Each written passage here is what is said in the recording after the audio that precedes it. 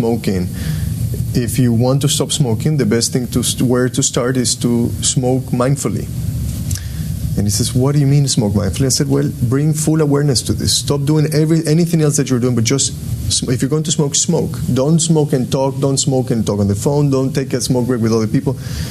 Read the package, put the cigarette, light it, be aware with what's going on in your body, and they can't finish a cigarette.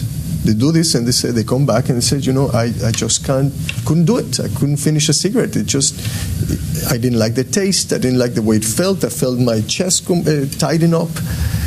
So it's bringing awareness. Have you had a number of people who quit smoking?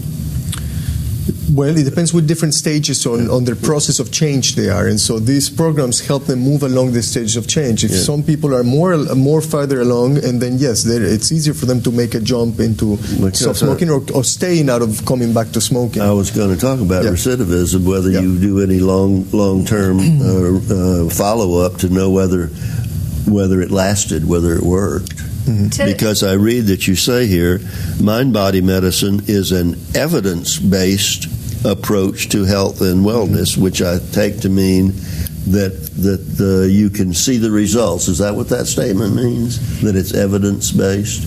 And I know that the Center for Mind-Body Medicine took this model to Kosovo after war and taught high school students these mind-body skills, and they found a 77% reduction in symptoms of post-traumatic stress disorder. And then they followed up 5 years later and found that reduction had still been maintained. So yes, I think that there is evidence of follow-up. All right. Well, since you mentioned post-traumatic stress, I also read that your speaker, Dr. Gordon, who's going to be here for your opening event, it says, after Hurricane Katrina, Dr. Gordon came to New Orleans to train over 80 local health and mental health professionals in his critically acclaimed mind-body medicine model.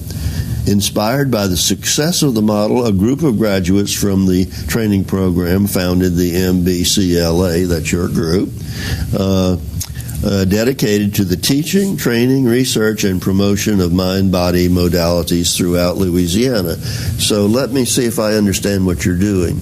You are also dealing with people who need some sort of assistance because of their mood, their mind, their health, or something, but you are also training people to be trainers. Am I understanding this correctly? At this point, we're not training people to be trainers. The center in D.C., the Center for Mind-Body Medicine, is doing that. But we all went through their training program and have completed their certification program.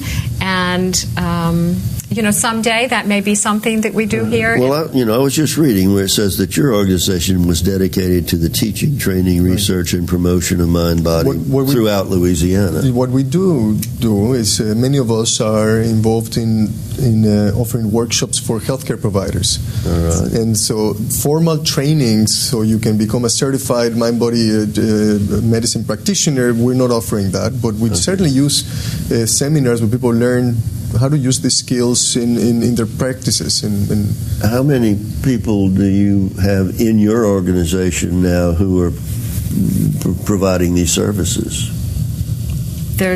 It's our faculty. We are the faculty. There's 6 of us. All right.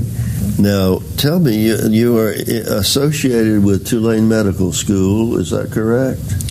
One of our members, or you're located there, or what? Do you have some because your opening event is taking place at Tulane. We have one opening event taking place. The scientific meeting for the weekend of the opening weekend is taking place on Saturday the 17th at Tulane. Yes, and we're co-hosting this with the Tulane School of Social Work.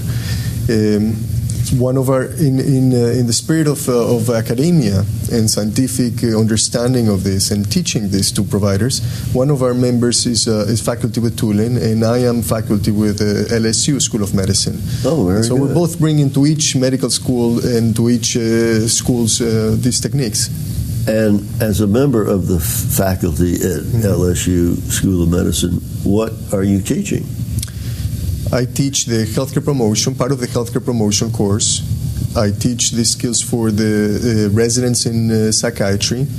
We have an 8-week program that's going to start taking place in the spring semester of this coming year for medical students to learn how to take care of themselves and learn these skills so they can use them with themselves and also use them with their patients. There's a high incidence of depression and anxiety in medical students, and stress, of course. Yeah.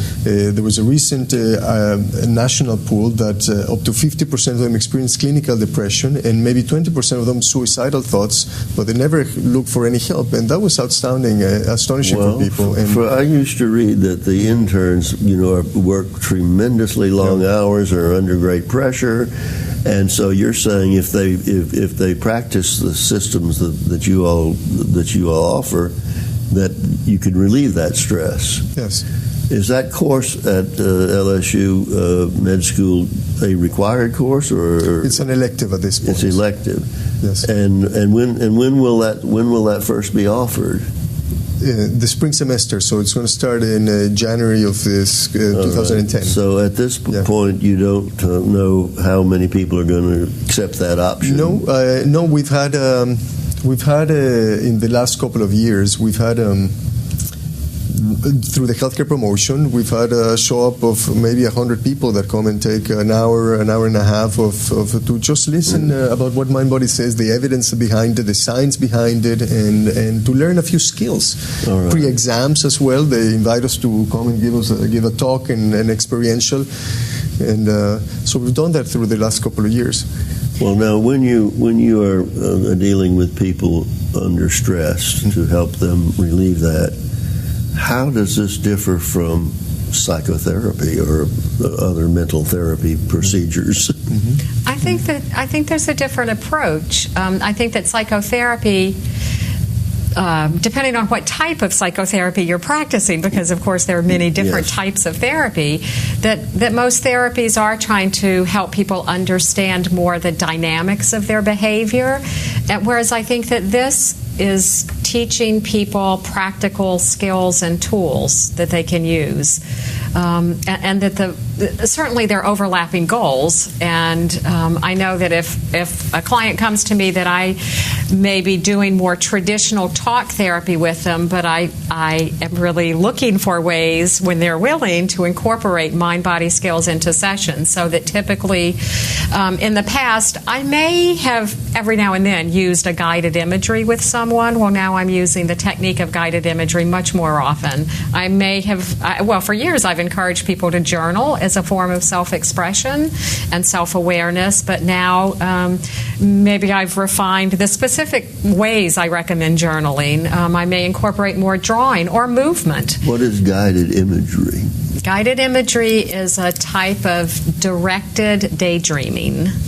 So it's if I were doing a guided imagery with you, first I would invite you to get into a relaxed state and help walk you through that.